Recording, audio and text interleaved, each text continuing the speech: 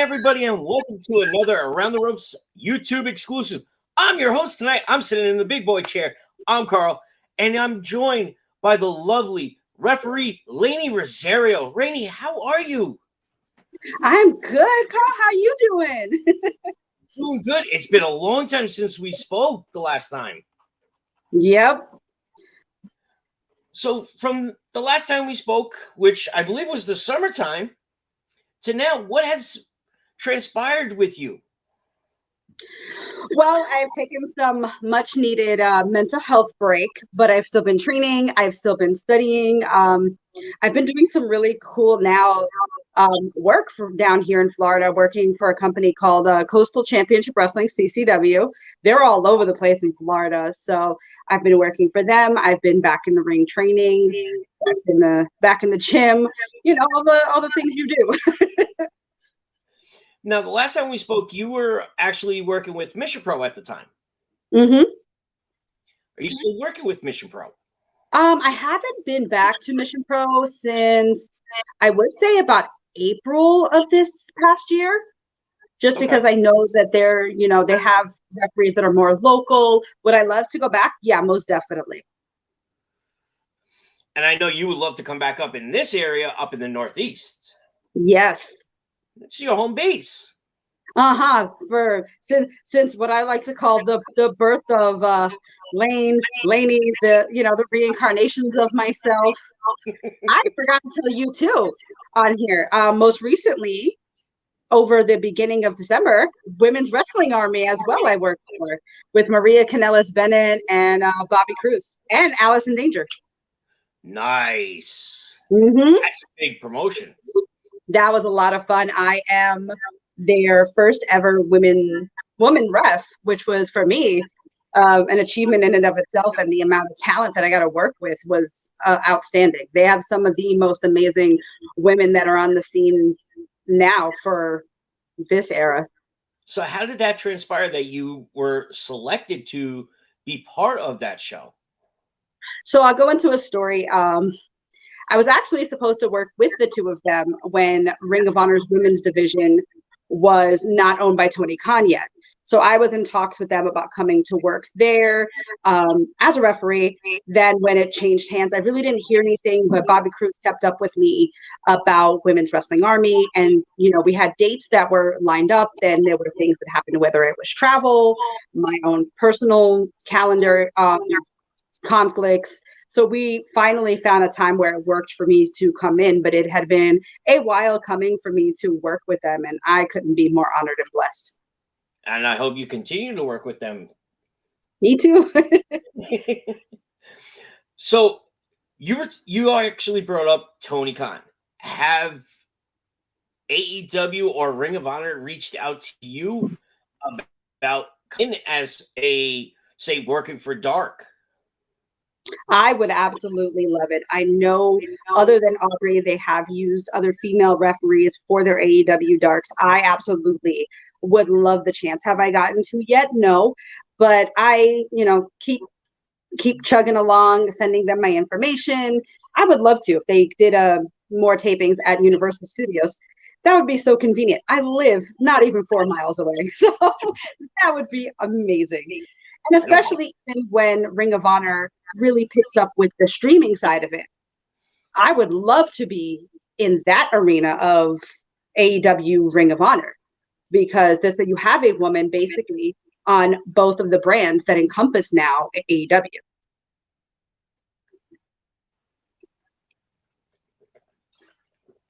So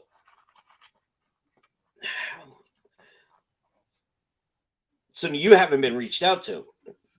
I have not. No. Have you worked with anybody from AEW outside of AEW? I have been in talks with and getting advice from Aubrey, people. I do know people that are at AEW and have been in touch with them like, hey, what do you think I should do? Should I try this approach? What do you think of this? So I have tried to pick their brains. I have reached out to AEW directly via email, but we'll see what happens. I'm staying positive and hopeful that 2023 is the year of Rosario. So Well, as I always say, this is the year.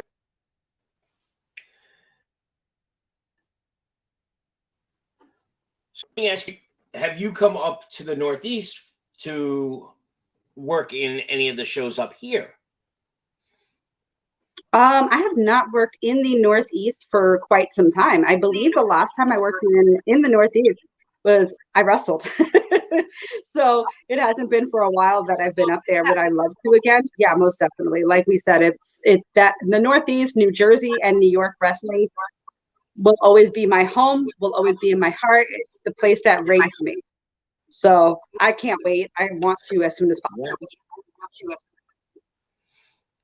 Well, we spoke about something off air, and it's already been put out there, so that's taken care of. um, what do you have coming up that we could talk about, or is there stuff that is coming up that you can't announce yet? Yeah, there is a show that's coming up. When I was talking about CCW, they actually have a show 1 week from today in Kissimmee, Florida, in Old Town, which is my favorite area of the Orlando and Kissimmee area is Old Town. It's got a bunch of old shops and restaurants. It's just super cool. It's for CCW. It's going to have Gangrel, Super Crazy, the return match to the independence of Martin Stone, aka Danny Burch. That's going to be a big deal in that. They do have a lot of really, really good talent coming out of that company, and it's great. Sorry, somebody wanted to join the party. My little old girl. Oh, how old? She's 16. Okay. I adopted her a few months ago, so she's an older girl I wanted to give a forever home to. Well, that's like I adopted a pit bull in September, 10 and a half years old. I'd rather go to a shelter and adopt than go to a puppy mill or something like that. Yeah. As I destroyed the office here.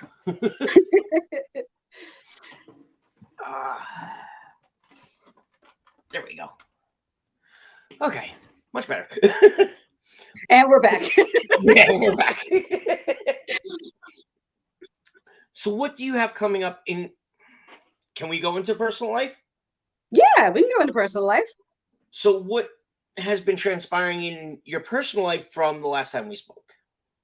So without going into too much detail about the sad side, um, next week is the 1 year anniversary of me losing my mom, who was like my best friend, my inspiration, my idol.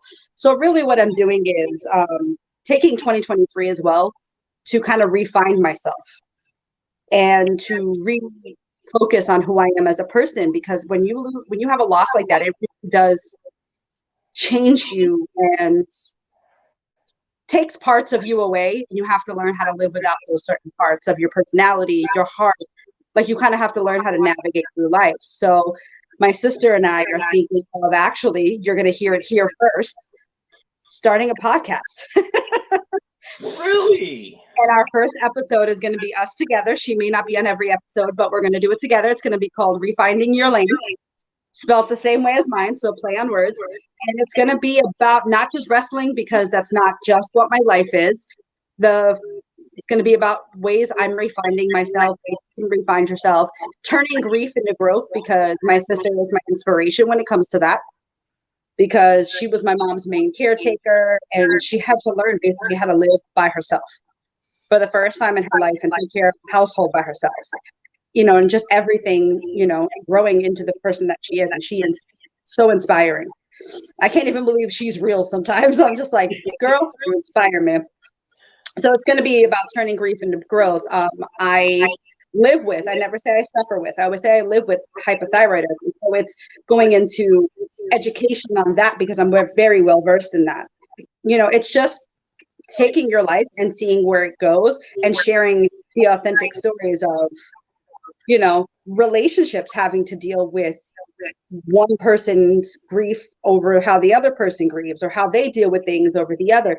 So it's literally my way of sharing what's been going on in my life, and if it can help somebody else, cool, of me refining myself as a person to help other people. So that's basically what's been going on for about 6 months now and taking it into 2023.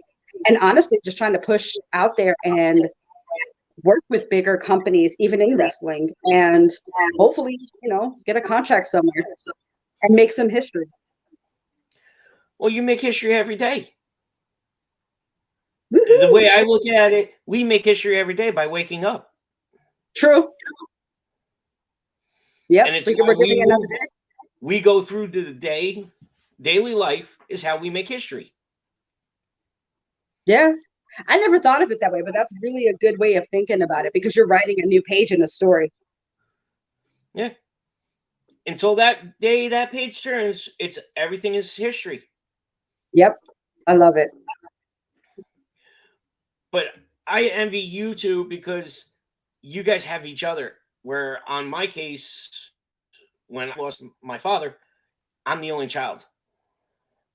So now everything falls on me to take care of mom and all that. So that's a big shocker right there. Which is very, very strong of you, and teaches you just how strong you are. Because if that's the thing that I've noticed in life, is that we never really understand how strong we are until we're battle tested. Until we have to go through the struggles and the byways and sideways of life and the obstacles it throws at us. We don't ever really understand how strong we are until we have to be. True. So that's for you, is where you're going to become the strongest probably that you've ever been, is through this process. And you have the love and support, maybe not the physical love and support of everybody, but you're loved. Come on. Let's just be clear, Carl. Let's just be clear. You are loved. No, you're right. You're right. As I say, in the business that we're all in, we're all family. Mm-hmm. And you need somebody, they're all there for you, no matter what it is. But also too, the pandemic made us wake up, but this makes you wake up even more and makes you realize what you had that's no longer there. So everything you had for granted is all gone. Yeah, it makes you turn into, if you weren't an adult before that, this will turn you into an adult super quick. And the thing is too, to kind of foray it back into wrestling, it's pushed me even further to be motivated to get myself out there more, to leave a legacy in that arena of life, and not just in the world that I live in on a daily basis. But that's what inspired me wanting to do a podcast. That's what inspires me to send my information to these different places, to say, hey, yeah, I've been through all this, but look at my story and how I keep going. Right. That even to the younger generation, like, you're going to go through the rough things, but like I say it all the time, and it's kind of like my thing, like, you can turn your grief into growth by keep moving forward. The best thing you can do to honor somebody's legacy is live well and take care of yourself and do the best things you can do in the world and live. So that's my driving force, and that's the thing that pushes me. You should be a teacher. I would love to. Because the younger generation doesn't realize this. Mm-hmm. Yeah, you have some veterans, but unless somebody's physically there telling you, this is what I went through, from the downs all the way to the ups, they really have no idea. And there's a girlfriend of mine who lives here, and I tell her that. I was like, look, you're young. Things are going to happen. Life's going to happen. Just keep moving forward.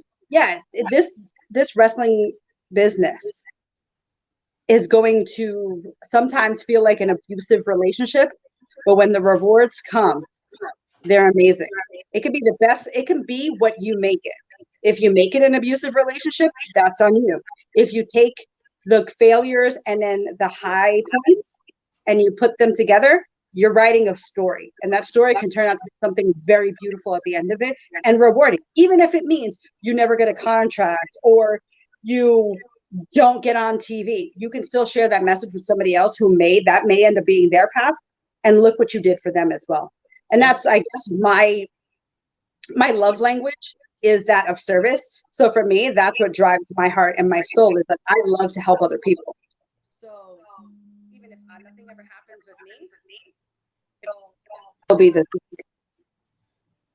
so it's what you make out of it that what happens to you, to be honest, too. Sometimes it's your attitude too, because if you go places and you look like you're miserable, nobody's gonna want you around with the sad Eeyore face on. Exactly. So, what else could you give to our younger generation of up and coming performers that wasn't really taught to you, but you learned or that you want to get out there? Respect yourself. Respect what you're worth. Know what you're worth, and ask for it. There is nothing wrong with setting healthy boundaries in anything, in life, in wrestling. Set boundaries and know what you're worth. Put in the time and effort to prove what you're worth as well. Work on your craft. Go to training. Get in the gym. Like, make sure that you're the best possible version of yourself. This way, when you're out there, you can prove that. You know what I mean? Like, that's how I feel. So, what else? Well, basically, what else can we talk about that I you would don't like know. to talk? I don't know, just how excited I am for 2023. I feel like it's going to be a great year. I I feel so healed in myself and excited for the future, and it's just, I don't know. I feel like I'm refinding the love and the passion that I had when it took a year to find it, because obviously, but I'm glad to where I'm at, and I'm so grateful for the people that have been in my life. Actually, I know where we can go with this. Ha! I got a topic. Go ahead. Some of the unsung women's heroes of wrestling that don't get talked about enough. This is my soapbox. I am very much so into the history of women's wrestling. I could talk about it for a million years. Everything from Mildred Burke to Moolah to Mae Young to even the unsung heroes. Like, if we're going to talk Shimmer Wrestling for a second, the unsung heroes of that company, Lexi Fife and Allison Danger. I feel like those two women do not get enough praise for what they've done. So you're giving them the flowers ahead of time. Yep. I'm currently reading a book now about women's wrestling called We Love Women's Wrestling, I think is the title. And I was literally reading it the other day, and I'm like, there should be an extra chapter of this, of just those two women, because every time you're around them, you learn so much. They teach so much to the younger generation of women. And I'm talking multiple generations of women without the praise that they deserve for it. Like Lexi Fife teaching the women how to, make sure their gear looks correct, and how to do this, and how to look like a performer, and how to act like one, and how to pose with fans. And Allison Danger's mind, I really got to see her mind at Women's Wrestling Army, like full force as a producer of matches. And she blew me away.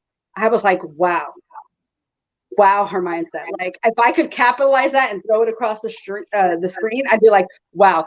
And I'm so shocked that nobody's picked up that woman yet, because the mind that she has for taking things in matches, tweaking them slightly, and making the matches so different and having those impactful moments. I got to watch that live, and I feel lucky for it.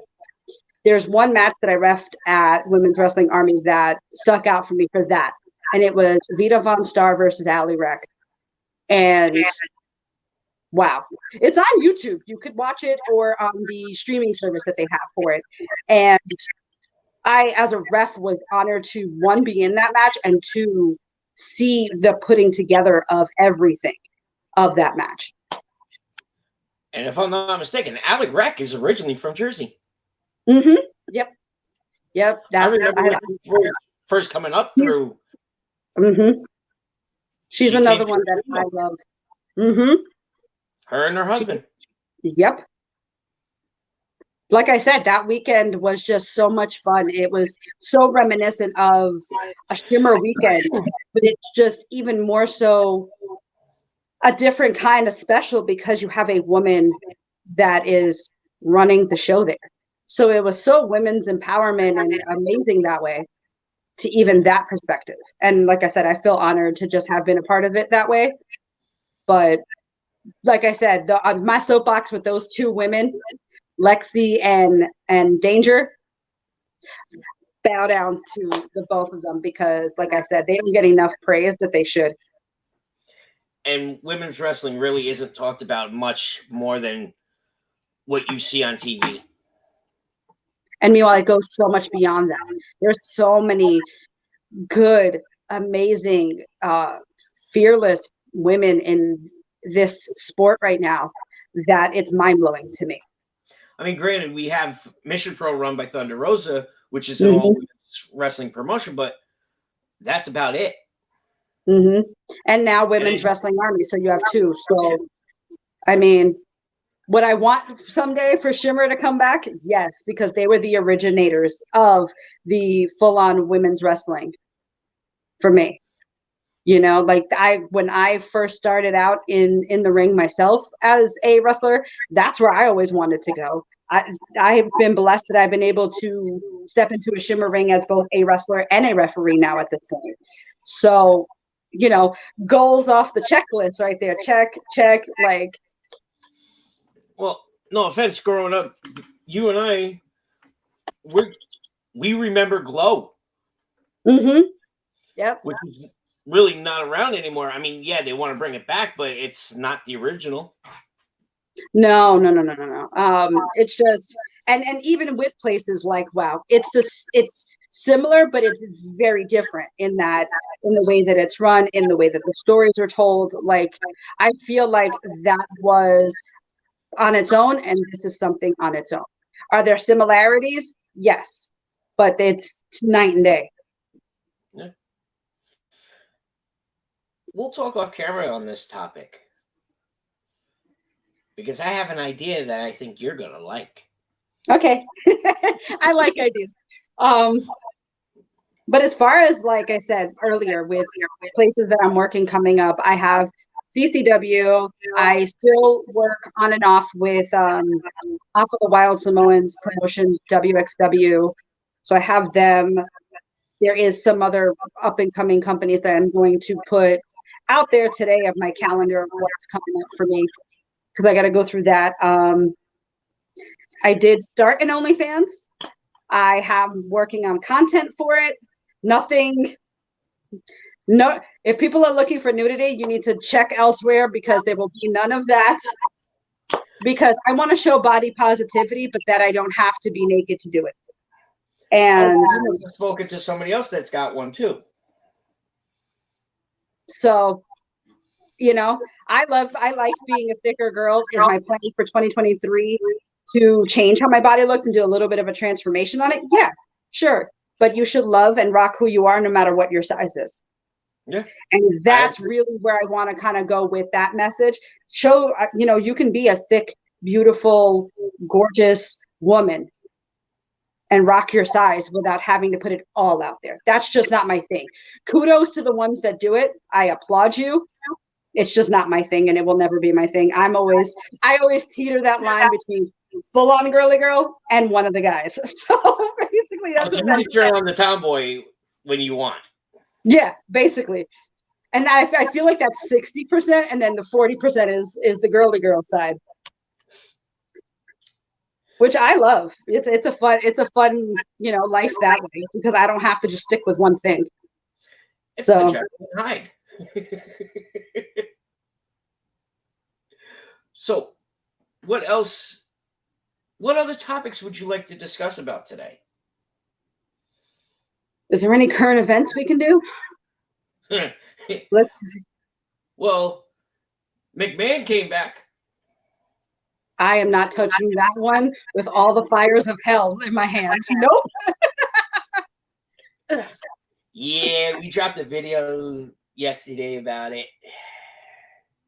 I mean, to be honest, though, still NXT I would love to be able to be at a company, to be there. But let's go over 2023 goals then. I got that one.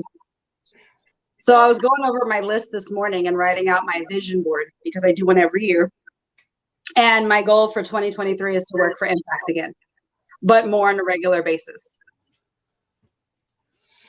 And also to be the first Hispanic American female to be signed to a major company as a referee, because there still is not one. And we're in 2023, people.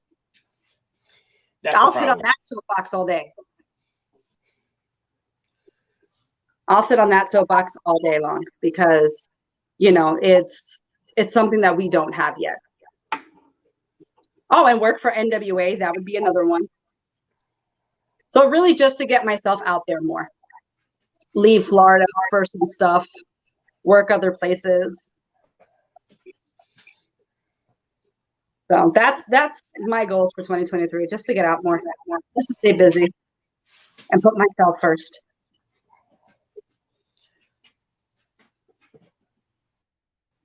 What other this would you like to see changed in the wrestling industry?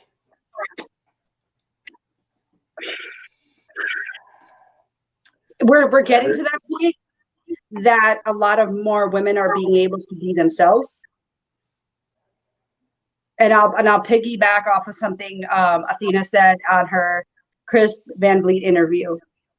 Not everybody has to be the over-sexualized, cookie-cutter, blonde, brunette, medically enhanced to be considered sexy or beautiful or talented. I feel like there's the rainbow out there. There's a different spectrums of what we can be, and that's what it should be. Like, I look at women like Willow, and Willow, to me, absolutely stunning human being. With her smile, her attitude, I just think she is absolutely, that's perfection to me, because she's just herself. Yeah. All right, let me ask you this. What do you think of the Mandy Rose situation that transpired? That's a tough one, because do I feel that people who have, like, contract with WWE, I'll just put it out there. If you're contracted there, do I think that you should be able to put yourself out there how you want, but also still you're working for a major company and you do have, and this is just my soapbox, I may not be right, to everybody his own, just my opinion. Do I think you should hold yourself to a different set of standards with what you put out there, even if people have to pay for the content? Yeah, because you have some younger demographics that watch that and that look up to you. And if you're doing certain things, I don't know if I would go that route, but kudos to her, since she left the company, girls making some money. So do you, boo-boo. So I applaud her for that and sticking to her guns on it, to be honest with you. And that much I will go into. It's like, good for her. You stuck your ground and proved that you can do it on your own. You don't need a major company behind you or the train behind you to move. To me, I think the WWE was wrong in a way. They didn't give her a chance to remove any of the content, that supposed content. They just went and fired her instead of talking to her and saying, hey, we know you have this, that's fine, but can you remove this content and watch what you do? If it happens again, then ramifications. But no, they just went and fired her right away. Which I don't agree with either. I feel like it should have been, here's a suspension. Take what we don't. It's like working for any major company. Thank you. I work for a multi-million-dollar company, and if they told me, hey, we need you to cover up your tattoos in the office because you work with the general public or you work outside with the general public, I can either, one, conform to it because I want to keep my job, or I can, two, say, hey, go scratch and not conform to it and go work somewhere else. But at least I'm given that option instead of just saying, hey, here we are, we're done with you. Correct. And so that's, I get it from that perspective. Yeah, 100%. I would have said, hey, maybe a conversation is needed first Yep. before a decision was made. Because like I said, I work for a multi-million-dollar company for my shoot job. And if they ever came at me with something like that, which they have, I had to make not as big as of a choice as that. But when I had the magenta hair, they came up to me and they were like, hey, that's kind of against company policy. You can either change it or not change it and write you up and keep getting disciplinary actions. Do I think that I should have, for my own personal thing? My hair doesn't matter. I work behind a desk. But did I conform to it to keep my job because it was important to me to have a weekly paycheck? Yeah. So it's kind of that the communication breakdown, what was there. Do I understand the purpose, the reason, her reason, both? 1000%. But it was just, there needed to be more communication if that's the situation.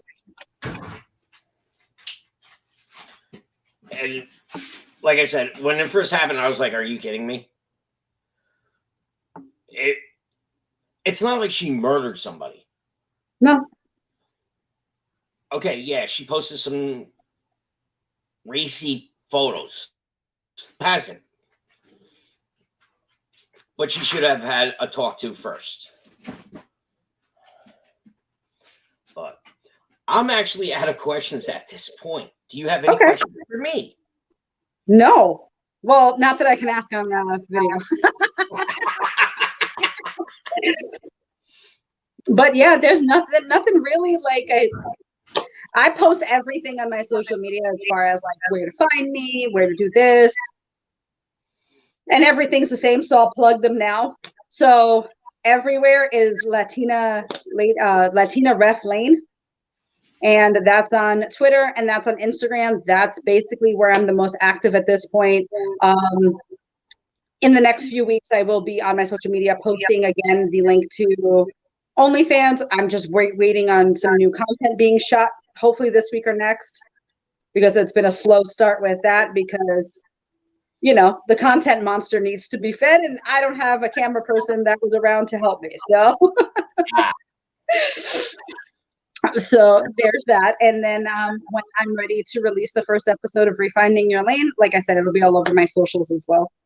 I do have shirts on Pro Wrestling Tees. So if anybody wants to go check those out, I think they're on sale still for their New Year's Eve sale. I could be wrong. I could be right. But that's also where. And if you're local to the Florida or Latino area, next Friday, Friday the 13th, in Old Town, I will be at CCW. And like I said, it's going to be a really, really good show. It's a really, really cool area. The company's really, really great. And you've got a lot of local Florida talents as well as some, you know, like I said, some names to it like Gangrel and Super Crazy. So that should be fun. Oh, yeah. So since we have nothing left, I guess it's time to end it. Adios.